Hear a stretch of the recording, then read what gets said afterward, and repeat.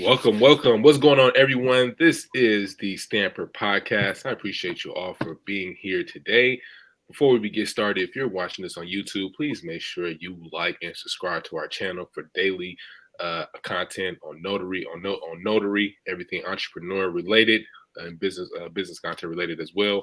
If you're listening to this on Apple Podcasts and on Spotify, please make sure you give us a 5-star review. And I have a very special guest with us today.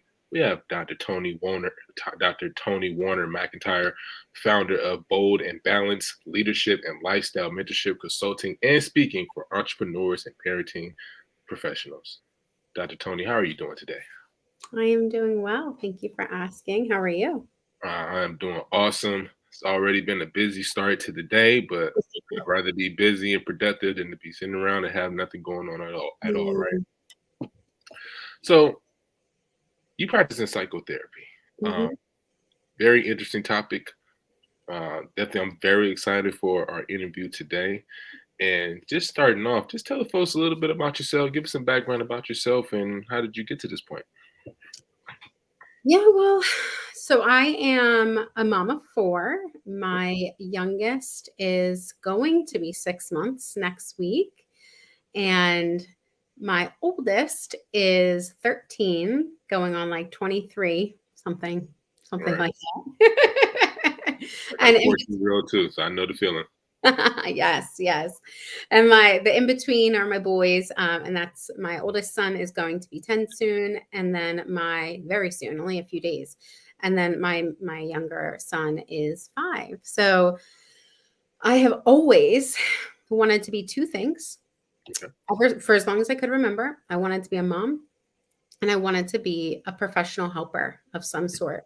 I knew that to be true for as long as I can remember. And so that really has been, in some ways, kind of the guiding compass of I just knew it. It felt it. It was just who I was and what I wanted for so long. And so ultimately, I mean, that is the life that I'm living, is a life that values both of those pieces of me, those parts of me, and allows me to show up for both of those parts of my life in a way that I feel is within integrity. Okay.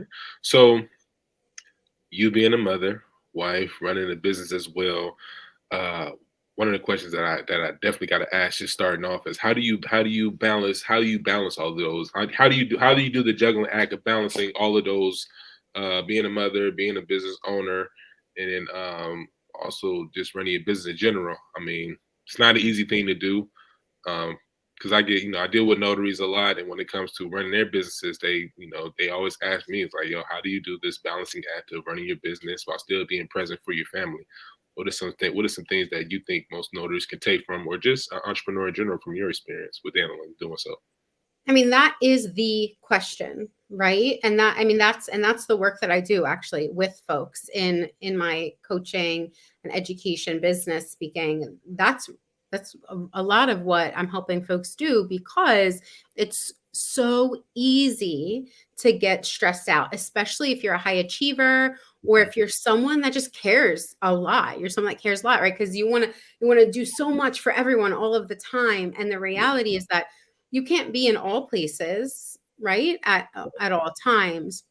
But you can balance differently in a way that integrates the different parts of your life. And that's going to look different for all of us. So I personally am on a mission to redefine balance and success, because I think both of those are ill-defined. A lot of people, when they think about balance, it's like, oh, I'm juggling all the balls in the air, right? How stressful is that, to think of life as like just constantly juggling the balls in the air, just waiting for one to drop, or else. That's really stressful. And when our brains are in that chronic stress mode, which most people's are, we can't function as effectively, as creatively, as calmly, as confidently as we want, and as we're really wired to be able to do. Right. So it's a really important topic. And so in order to balance in a way that is successful, is to be very, very intentional. Sounds simple, but simple and easy aren't the same. right? And so, I mean, I've created an intentional scheduler for myself. I have a free PDF template. I can share that with you so you can share that with your audience. Please. Yeah. So I break it down every day, the areas that I'm going to focus on, the values that I'm going to focus on, and the way that I want to experience different parts of my day. So I'm very intentional about it. And this might sound like a lot when I say I break it down. It can take you a minute. Mhm. It does not need to be a lot. It can be more if you want it to be more, but it doesn't have to be. So if I were to give one word, it would be intention. A lot of people, because of that chronic stress mode where we feel like we're being pulled all over the place, especially if you're an entrepreneur and especially if you're a parent. Mhm. Right? Those are two really high stress, pulling all over the place things to live in right now. Right. If we're doing that, then we're often not being intentional. We're operating on autopilot or reactive mode. Whatever calls me, I go. Whatever needs me, I go. We're not living in an intentional space. And so it's a shift. It is easier said than done. It takes practice. Mhm. It's one of the reasons I support people with it, right? Is it takes Mhm. practice, it takes accountability, it takes a lot of desire. You have to want to have some of these changes happen, you Right. know, in your life. So it's one of those things that I think if we're open to redefining what that really means and looks like in our lives and not looking to other people to tell us what it should be or what it should look like, over time, it starts to be less difficult. It starts to feel a little bit more natural about how we want to really intentionally balance our day and our focus. And then we feel more meaningfully successful, not outwardly successful, although that's part of it. It's really, I feel successful inside of myself for who I am, for how I'm showing up as a mom, as an entrepreneur, as a professional, as a psychotherapist, X, Y, and Z.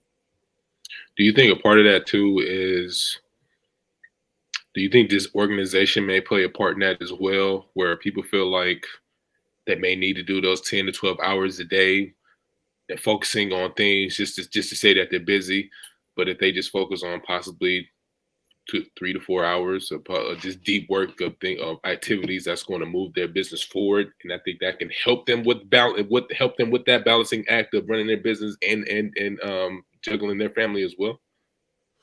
Yeah, I mean, at the surface level, it can sound a bit confusing because I'm going to say focus is really important. Focus is part of intentionality. But also, if you're too hyper focused on one thing, like your business, for example, then the other things fall to the wayside unintentionally. Right. So if you have to find the place for you that allows you to flow, which is an actual state of mind, state of being. And it's not a sustainable place where you stay at forever. So we have to be okay with that, right? Can't beat ourselves up that we can't be in this chronic flowing creative state forever and ever and ever. We do need to take breaks. We do need to step away. We do need variety. And so organization, yes, but it's not the answer. Right? So organization is helpful, Mhm. but it's not the answer. Just because so here, maybe this is helpful. I know a lot of people who would describe themselves as type A, super organized, also super stressed out. Because anytime something isn't organized, it's stressful. It's like the organization itself becomes a means of control. Mhm. And so if something's not organized or something goes off, the organization created rigidity. Mm. Right. And so now it's like, oh, I need this to be this way in order for me to function. So if you're too organized, just like if it's too chaotic, they're both Mhm. on opposite ends of the spectrum, and neither of them are going to be sustainable long term. That makes sense. Right. Like, so there's Yeah. a middle ground. We need structure. Yeah. Yes. And sometimes that structure is a little bit more narrow in focus. Maybe, for example, if we're talking about time being the structure, it's 15 minutes. Mhm. Or maybe it's a little bit wider in focus, depending on what it is, for 2 hours. So that we provide some structure there. And there's a certain thing you're focusing on within that structure. But we also, within that structure, like any container, we need to be able to be flexible with how we're navigating within it. Right. That Because makes uncertainty sense. happens in life, right? Right. So if we're too organized, we can't handle the uncertainty because there's too much rigidity. And if it's too chaotic, then we can't feel as productive as we want to, and sometimes lose motivation because it's like we don't have clarity on the direction to look. So we need to have a bit of each, like a bit of each side, that middle gray area where I have structure and I'm clear on the structure. And within this structure, I can have some creative freedom. I can have some flow. I can have some flexibility. Does that make sense? Yeah, it does. I didn't, and it's interesting that you framed it that way, because I wouldn't even have thought of that, because yeah, obviously there's nothing wrong with being organized, like you said, but you always want to leave that wiggle room for just in case, because anything can happen throughout the day, whether it's family, whether it's business, or whether it's just our health in general. We don't know what will happen. And so just that, and then when we're too structured, too trying to be too in control of that environment, just one little thing can throw us off completely for the either for that moment or for that day. So I appreciate you I appreciate you framing it in that way, because I was like, yeah, I wouldn't even have thought of that initially. It's so true. And think of it as, are you a parent? Yep, got 2 kids. So we're both parents. And I think you mentioned you have a dog. I have a dog too, right? So we've Yep. got kids, we've got dog. We could create like the quote unquote perfect structure for the day, right? Yeah. And then as soon as we're about to leave with that perfect structure, like happened the other day, the 5-year-old has to go to the bathroom for 20 minutes, right? Like you can't you can't make this stuff up. Right. Or like the baby spits up all over me, so I have to change my clothes, right? Or Right. if we're an entrepreneur, right, we have this whole structure for the funnel that we want to build, or we have everything set up for the people that we want to serve, and then something happens unexpectedly that we're like, crap, I didn't plan for that. And since I'm used to planning and that's what makes me feel like I'm in control, Mhm. now I feel out of control because something happened that I couldn't plan. And isn't that part of entrepreneurship? Absolutely. So we have to be able to navigate that. We have to be able to handle that. Our emotional system needs to be able to feel regulated, or notice when it's dysregulated and do what it needs to do to get back to regulation before moving forward. Understood. Understood. Okay. I like that. I hope y'all who all is watching and listening to this, I hope you took write down your notes. This is really great information. Great information. I want to circle back for just a quick second, because that was really great. Obviously I know you practice in psychotherapy. Um, I just like love to know, like, what made you decide to pursue a career as a psychotherapist? As a kid, so I'm mixed. My mom is white, my dad is black. Okay. And they're also both pastors, and they're divorced pastors. Okay. So my mom is a female pastor in a field where female pastors, there was a lot of push against that for a while when she was Mhm. going into pastorship. And my dad was a black pastor marrying a white woman, a lot of challenge around that, even within my own family when they got together, Right. as well as within the churches, because he was always the black pastor put in white churches. Right. And I was this mixed girl. I didn't know any other mixed people. And I moved a lot because they were pastors, because they would move to different churches. They didn't stay in the same church all the time. Right. So I was the new girl. I was the mixed girl. I was the pastors, as well as the daughter of parents that were divorced pastors. And it was just, there was all of these judgments that constantly felt like they were around me, and all of these prescribed social boxes that it seemed to me other people fit in and I never did. I was overweight. I was a tomboy. I was like, anywhere I looked is just like, I know I'm here for a purpose. So I had Mhm. that part of my faith really rooted within me. But the rest of it in like with society was confusing for me, and traumatizing sometimes as well, and hurtful at the least, traumatizing at the most, right? So the way I grew up was hearing a lot of we should, be loving and forgiving, but seeing a lot of judgment and hatred in society, whether it was around race or whether it was within the church. And so what that meant for me was, because I could feel that I had a purpose, like I could feel that I was here for a reason, but I also questioned whether I was wanted here. Mhm. I I wanted to feel better, and I knew that I could help other people feel better if they felt like I did. So at a young age, I was searching for a way to connect with people. Mhm. because I just didn't feel like that connection was there. So what I learned in an unhealthy way was I could connect with people by overgiving, overdoing, over like basically overextending myself, which ultimately created a lot of unhealthy relationships. I didn't realize that at the time, I realized it later, but I learned that I was good at that.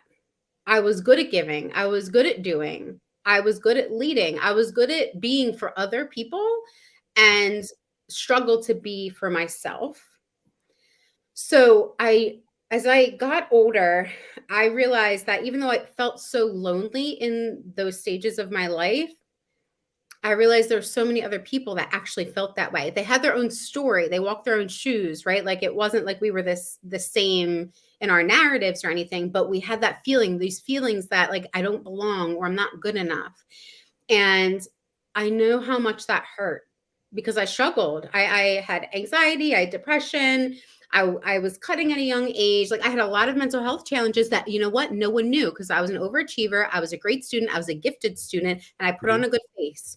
I was really good at hiding it. And a lot of people are good at hiding it. So a lot of people, they look one way on the outside, what I call an outward success, while they feel like an inward mess. And with that, expectations get higher and higher and higher because that's how people see you. And that's how you're feeling like you're of value. Until we can shift that inner narrative and heal those wounds, it's really hard to move forward in a different way. So that's my story in a nutshell, right? Of how I grew and healed and learned, and I'll always be continuing to grow and heal and learn, of course. But it makes it even more today, looking back on those years of my childhood, it makes it even more purposeful, even more passion filled for me to do this work now. I could feel that I was meant to do work like this as a kid. I didn't know exactly how it was going to look. I just knew I wanted to help other people feel connected. But as I grew older and I experienced more and more, it helped hone in exactly how I wanted to see that play out in the world. Thank you. I appreciate you for sharing that with me. You say you're an overachiever as a youngster, right? Mm-hmm. Are you a naturally competitive person? It's funny. I don't consider myself a competitive person, although, maybe different people would have had a different perspective, but I felt like other people in my family were very competitive and I just didn't like that feeling. So I'm competitive of myself and have been, and very much was younger. But I really just wanted to do well because I thought that is what maybe would help me feel more accepted. That makes sense. Okay.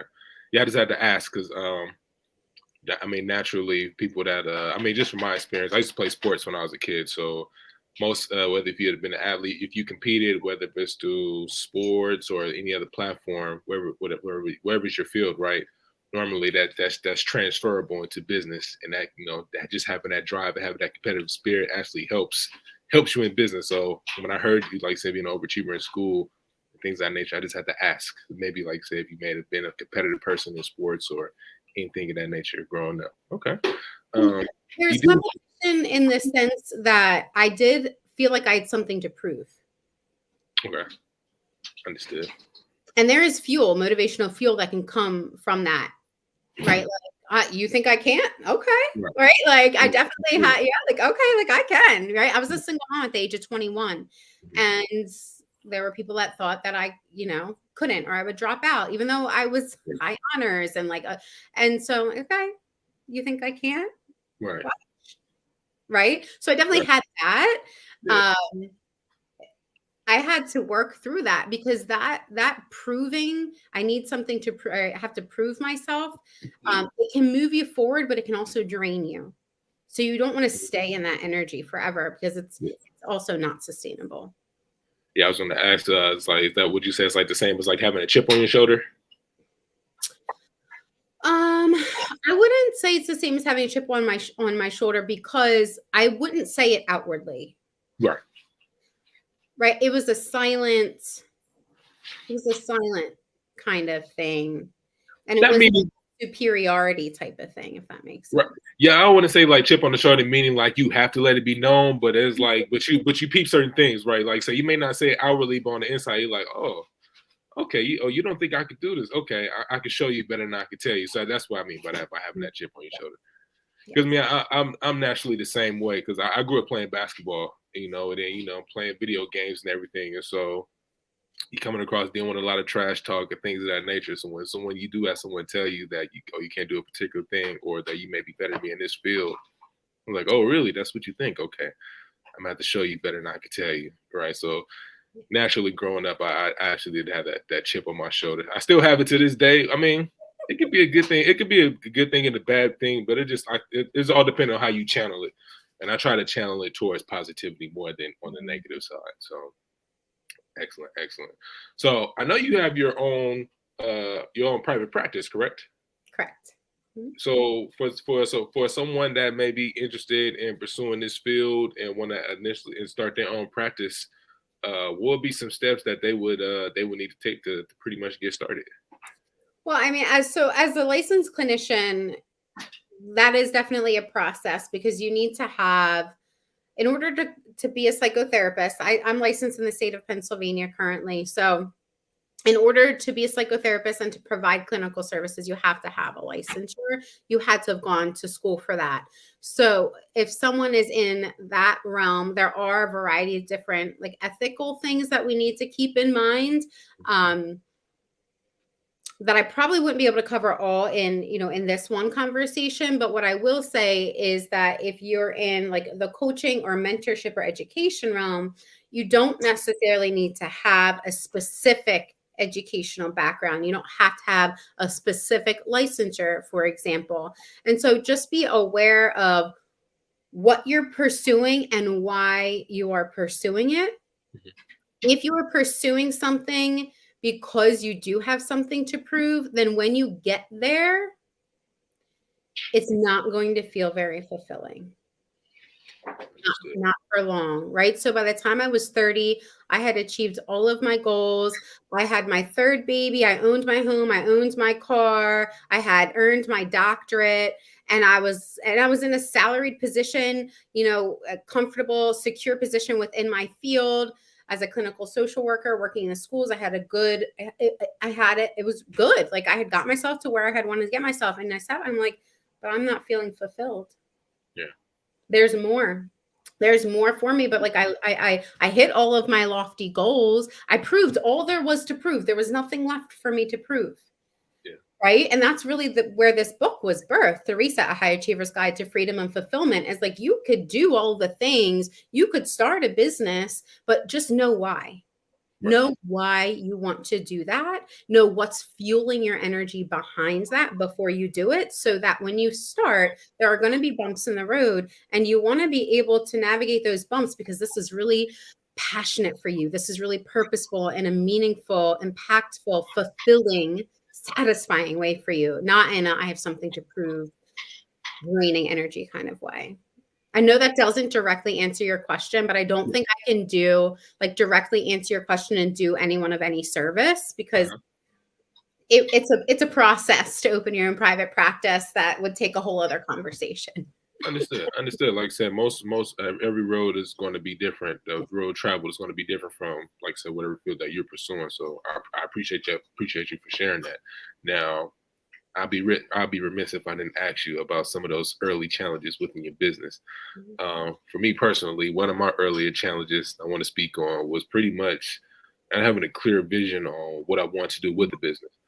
Yeah, I knew why I wanted to start a business, but I didn't really know. I didn't really have a clear vision as far as where do I really want to take this thing. Do I want to just do this for monetary purposes? Do I want to do this to help people?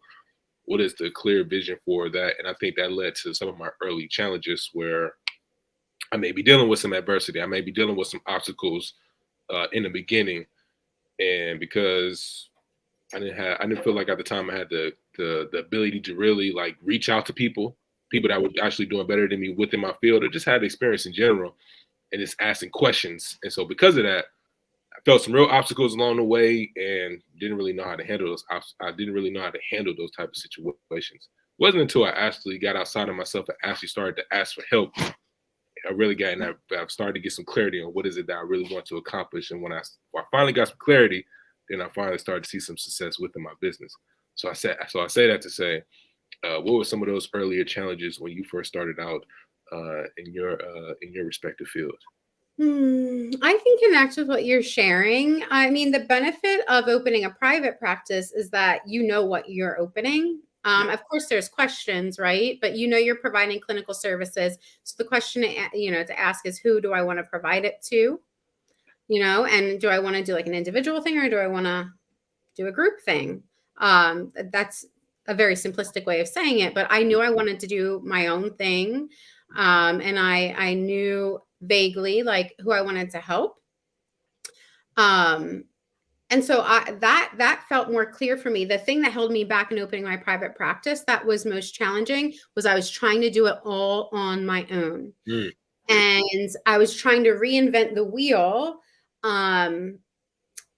spending, I mean, just way too much time trying to create my own website, like just doing all of the things on my own that really I didn't need to do it all on my own. I didn't need to do it in a silo. And once I swallowed my pride and I was willing to say, you know what, there's a community out there of other people that have done this or other people that are going through right now. Let me just talk with them. Let me just join them. That really was game changing for me in opening my private practice. It made such a difference. And from there, to be honest with you, Rafael, like it's been smooth sailing in my private practice. However, my other business, Mhm. when I went to open what started out as a coaching business, what has since turned into really a focus on this is a personal movement reflected professionally through mentorship and education and inspirational speaking and my books and things like that. That was similar to what you said. Like I started out not realizing the real reason I was starting that business. Yeah. And it was to escape some really nasty things in my life that I wasn't willing to deal with in a different way. And so that business took longer to kind of get off the ground and running because I needed to work on the personal stuff that I hadn't worked on in the way that I thought that I had. Mhm. Entrepreneurship is funny like that. Like it'll take you on such a personal journey, Yes. but those adversities that you talked about, they're not bad, they're not wrong, they're clarifiers. Yeah. Right? Yeah. Like they're clarifiers. You go through them and you experience the trouble, you experience the challenge, and you're like, oh, like I need to work on this. Or Yeah. like, because if I didn't work on those things then, I would not have the solid foundation I have now. Right. Right. So I'm grateful for all of it. I'm okay with it going in a more slow like kind of time frame than what my ambitious mind wants to go in if it means that it's clarifying to the point where I am being more purposeful for myself as well as being more purposeful, right, for what I put out into the world. So I'm really grateful for it now, even though it was really very frustrating then. You touched on something that was really important, the personal journey, like said, having that solid foundation. Because I don't think what most people talk about when you do decide to get into your business, it's much more than just being business savvy and just having the business skills like that. Yes, that comes along the way, but again, like when you first start out, you don't experience success just right away. Now, for some people, there are some outliers out there where they do hit the ground running, but that's not always the case for everyone. And so when people when those entrepreneurs or people in general start to experience those adversities and those obstacles, most people don't know how to handle that. They don't know how to handle that, and they start to think it's a reflection of them as well. Maybe it's something I'm doing wrong. Is it me? And it's a lot of personal reflection, a lot of looking in the mirror to see what are some things that I need to work on. So that way, when I do get to that point where I'm trying to get to, my foundation is very solid. Because it's hard to be successful when you're a broken person or your mindset is not where you need it to be to get you to where you want to get to. Hmm. Or, like I said, just getting your spirit and getting your mindset right before anything. As a therapist, it's a hard pill to swallow that I had like more personal work to do because I'd already done a ton of personal work in order to Yeah. become a therapist, right? Mhm. But it's a pill I'm glad that I did swallow because I have grown and healed in ways that I did not even know that I could or needed to grow and heal. And Mhm. it just has made me a much a much better version of me. That doesn't mean that the previous versions of me weren't good, Right. right? I'm not trying to diss myself because that doesn't do anyone any good. But it does mean that there's always opportunities for us to learn and to grow and to heal. And that doesn't need to make us bad or wrong here and now. And I think that can be challenging for folks, right? Like, but if I need to do something differently, or if I need to change something, or if I need to, like, you're not broken. You Right. don't need to be fixed. We're ever evolving. Right. We don't want to stand still forever. We don't want to be stagnant forever. That's not how we were designed. We were designed to evolve, and entrepreneurship is all about that. Yeah. Right? Like, be intentional about what you're creating in this world, and about how you're contributing, and about how you're connecting. And if there's stuff going on inside of you that you're not aware of that needs to be addressed, and it's affecting things in the background, well, you gotta address it, right? And as you address it, you'll be able to connect and contribute more and more and more and more and more with purpose, and feeling fulfilled and more free, which we all want, right? But it's part of the evolution process. I would say another piece I want to add before we move on, giving yourself grace as well. I struggled with that for a very long time, just giving myself grace, because I'm one of those kind of people where I don't really care too much what people say or what their expectations. Their expectations can never be greater than what I have for myself. And so there's some times where you feel like I've had moments where I feel like I may have fell short, right? And I'm just super hard on myself. But when you're like super, like very hard on yourself, I could be, I mean, you could be really tough on yourself. I could be really tough on myself sometimes. And I've had to learn, like, over time, you got to give yourself grace. You're not perfect. I'm aware that I'm not where I want to be, but I'm working on becoming a better version of myself. And so I want to add that in as well. Just giving yourself grace. We're all not perfect. And then just giving it one day at a time. For sure. One day at a time. Burnout. How do you have, I don't know, I mean, I'm pretty sure you've dealt with burnout before, but can you give us some tips on if you feel like you're experiencing burnout, what are the things that you can do to just reset and recharge to get your mental health right before hitting the grind again? Well, I don't want to say hit the grind before you get back into channeling to running your business. Yes. So burnout is really big among the helping service professions, the service-based professions, the entrepreneurial world, parents, adolescents. And so burnout has been at epidemic rates prior to COVID, which a lot of people don't realize. So it is an area where I think we all need to just raise our awareness around, so that we can do something about it more intentionally. You'll hear the word intention a lot because it makes a difference. Like, you could do something, but if you're not doing it intentionally, then it's like, what's that saying? Throw spaghetti at the wall. Right. So one of the things about burnout that I have seen talked about a lot is as if it's attributed only to work. And I think that we need to change that. And that may ruffle a few feathers, but when we want to change things, that happens. A few feathers get ruffled, but we can't just blame burnout just on like the workplace. That doesn't mean that workplaces aren't contributing and aren't even a major contributor for a lot of folks around burnout. But if someone's feeling burnt out, we have to start with ourselves to address it. If I am the one feeling burnt out, I need to start with me to address it first and foremost.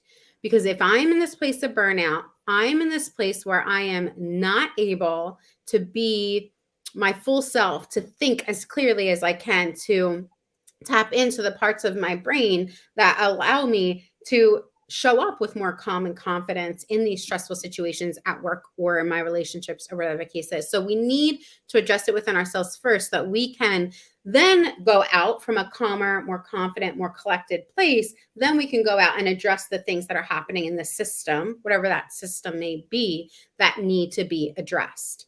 And so you can feel burnt out at work, yes, but you can also feel burnout in your marriage. Yeah. You can feel burnout as a parent. You can feel burnt out within yourself. Just, I'm tired of being the way that I've been because it's exhausting me in all these different areas of my life.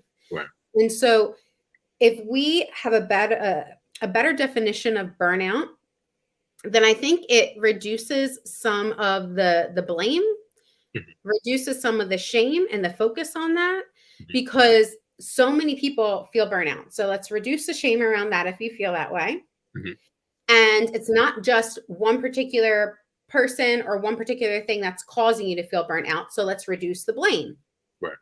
with that, right? So when we get those two things out of the way, now we can come and we can look more closely at what's actually contributing to it and what we can actually do something about. And so the reset helps you reset. And one of the ways that you can do that is just start by doing exactly what I just said. Notice where you are feeling burnt out without the shame and blame. Just notice that. Where am I feeling burnout and why? Without the shaming, without the blaming, not shaming or blaming myself, not shaming or blaming others, just where am I feeling burnt out and what does that feel like for me? Just write it down. Just be real with yourself. Not beating up on yourself, but just be real with yourself, right? And then on the flip side, maybe you turn the paper over, you put a line down, and you do it on the other side of the page. What would it feel like if things were different? What would it feel like to not feel burnt out?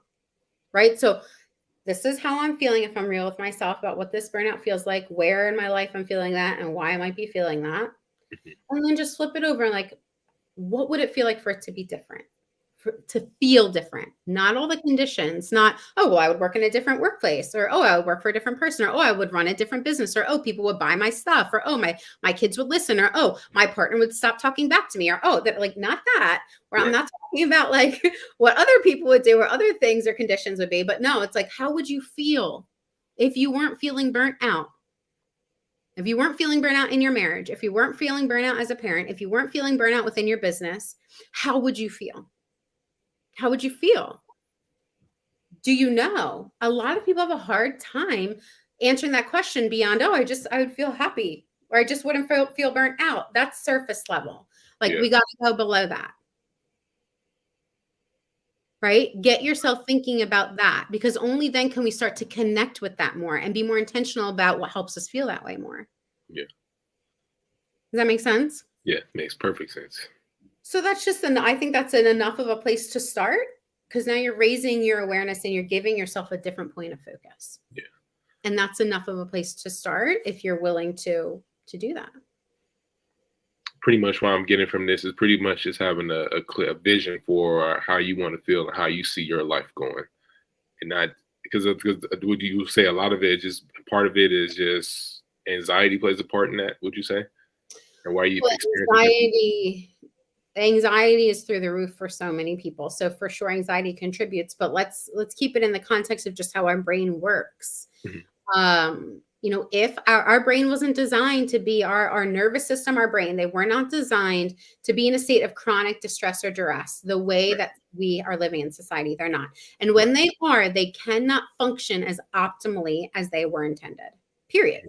So Right. if we just take that neuroscience perspective, then naturally, what can we do to help our brains and our bodies feel more regulated? Right. If we start there and we can practice that, now we're helping our brains and bodies to feel more regulated and begin to be able to function a little bit more optimally, a little bit more optimally, a little bit longer, a little bit longer. Mhm. And we're in a better place to think, to feel, to do, rather than to react, react, react. So that's awesome. Yeah, I'm writing down notes because this is great. Yeah, because like I said, this is not only helpful for the audience, but it's also helpful for me because, like I said, I have my day-to-day challenges, and so again, I'm working on being a better version of myself, and I want to use these tips to, like I said, help me in my everyday life as well. Because, like I said, it isn't easy every single day. Like running your business, like I said, having your family as well. Like we're all not perfect. We are gonna have like experience those moments of burnout, and it's all about how you, like I said, just being self-aware, which was a huge part of that. Just be having that self-awareness. Whereas, like if you're experiencing that moment, it's like, okay, maybe I need to step back for a moment. Let me take a minute to meditate. Let me get right real quick. And then once I'm settled, and then we can get back into our day to day. So I appreciate you for sharing that. You Absolutely. do have a coaching program, which I definitely want to speak on. Um, it's for high achievers, overachievers, or people that folks, service-based business owners, or just entrepreneurs in general that just want to be leveled. I can't be wrong about that. But can you talk about your coaching program and um, who would be someone that who could benefit from actually being a part of this program? Yeah, so a large part of why I do what I do and why I created the second business in addition to the first business, which is that mentorship piece and that educational piece that you're just talking about with the coaching, is, we are all multifaceted, and we've hit on that a bit today. Like, I'm not just a psychotherapist. I'm not just a PhD. Like, I'm a mom. I'm a woman. I'm a minority. I'm a person with a history, with a story. Like, I am more than just any one role or label.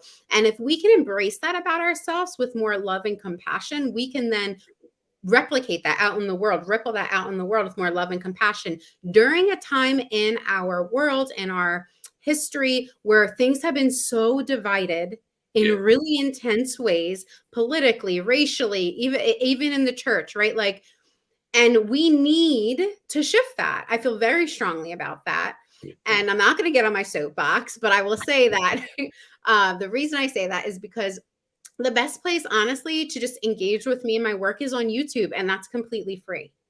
okay, Right. And because we can talk about these really important pieces of our lives, of ourselves, the intersection of our spirituality, of our psychology, of our socio-political, and how all of those impact who we are, and how and we can be more intentional about how we want to be even within the intersectionality of all of that. That's going to go on and help us change the world, do more of the purpose-driven work that we want to do in our businesses or in the workplace or as a parent. Like, that's so important to me. And I want it to reach more and more people. So you don't need to pay me to work with me to gain access to that, right? Like, you can just go to the YouTube channel and you can engage there. You can ask questions there. I have links to ask questions for free. You can tune in, just tune in. Now, if you want to work high level with me, I have select spots for one-to-one high level work, doing mentorship and things like that. And you can head over to my website, which I'll put in the links to share. You can go to boldandbalancecoaching.com and you can just apply, and we can see if there's a good fit there. But just start with YouTube. Or if you're a reader and you really want to continue your healing journey, you can get The Reset. It's a high achiever's guide to freedom and fulfillment, bestseller on Amazon. And that's a place that you can start too. It's got prompts and exercises in there intended to make it personalized for you, so it can really be yours and not someone else's, rather than cookie cutter. I want it to be yours. and that's a perfect segue into your book as well. How does, for number one, how does it feel to be a number one bestseller on Amazon for your book? First off, I gotta ask that before anything. Well, I wasn't a number one bestseller, but I was bestseller status in multiple categories, and it felt Bestseller. amazing. but but what feels honestly most amazing about it isn't even like the bestseller status. What feels most amazing about it is when someone just picks it up and they say, "Oh my gosh, I am so glad that I found this." Or, "Oh my gosh, thank you for saying it in this way. I've never heard it said this way, and that changed things for me." Mhm. Or like that's what is the power for me. That makes it, Makes that's why I did it, right? Like, that's why I did it. That I don't even have words, obviously. I'm like, can't find words, but it's amazing to feel that. And then also, what was the what was the motivation? What was the spark behind you wanting to get this book created and put it out into the world? When I was younger, one of the healthier coping mechanisms that I did have was writing. Mhm. And as I got older and went into adolescence, I kind of lost touch with that. Yeah. And but I knew I was going to write books. I didn't have the specifics, but I just knew I was going to write books. I knew I was going to write and share with the world. I didn't know when, or like, I didn't know all the specifics. But in 2020, I co-authored a self-care book Mhm. with 24 other wellness practitioners, and that really lit a fire under me. It was like, Toni, now's the time for you to do yours. And so it reignited that love and gratitude that I have for writing that I had as a kid. It reignited that within me, and the rest happened naturally. None of it was forced. Um, and I'm just really excited. I'm really excited that I get to share it with the world now. Any more potential books in the works, or that's top secret? We can't speak on that yet. There will be. There will Okay. be. We got it out of it. We got it out of it, y'all. We got it out of it. All right, be on the lookout for that. And then before we wrap up, one of the questions I always like to ask is, where do you see your business, yourself or your business, within the next 5 to 10 years?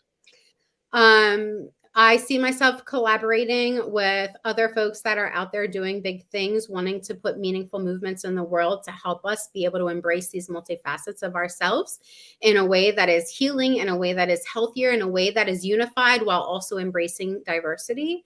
That is my mission. That is my movement. And that is something that I continue to commit to for, as far as I'm concerned, the rest of this lifetime that I'm living.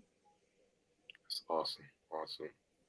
Shameless plug. Can you please tell the people, where can they find you? Social media, YouTube. Where can the people get in touch with you so they can get the help that they need, or get to do a set up like a quick consultation to figure out what are some things that they're dealing with that you could possibly help them with?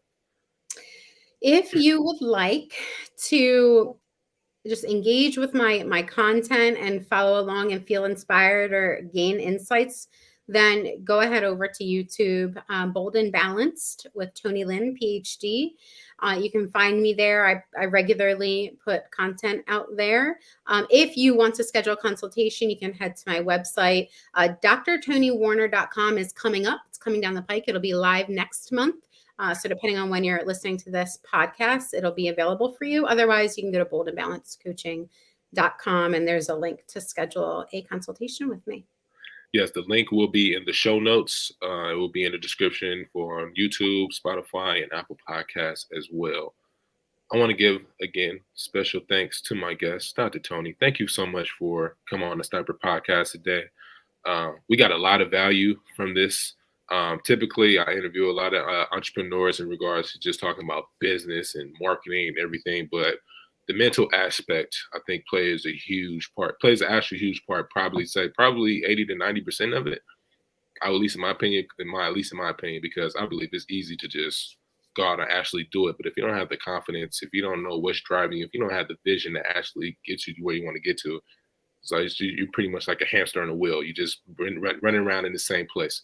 So I appreciate you for coming on today, giving us a different viewpoint, a different aspect into entrepreneurship. And I hope this is not the last time you are a guest on the show. Oh, thank you. It is my pleasure. I love having these kinds of conversations. I clearly am passionate about it. You can probably feel the fire, the energy coming through. So I'm very appreciative for you to ask me to be here. Thank you. Yes, it shows. If you're not passionate about what you do, even if you're not passionate, at least be an expert at what you do. And I could tell on both spectrums, you're expert and you're passionate about what you do. So again, we need more people like that, instead of people just getting into business just for the sake of doing so, right? Be passionate about what you're doing. So I appreciate you for bringing that to the table. For everyone that's watching, make sure, if you're watching this on YouTube, make sure you subscribe to our channel. Make sure you give us a few likes. That's definitely going to help us out to get more exposure to our channel. If you're listening to this on Spotify, you're listening to this on Apple, make sure you give us a 5-star rating. Thank you again, Dr. Toni, for being on the Standard Podcast. And until next time, y'all, peace.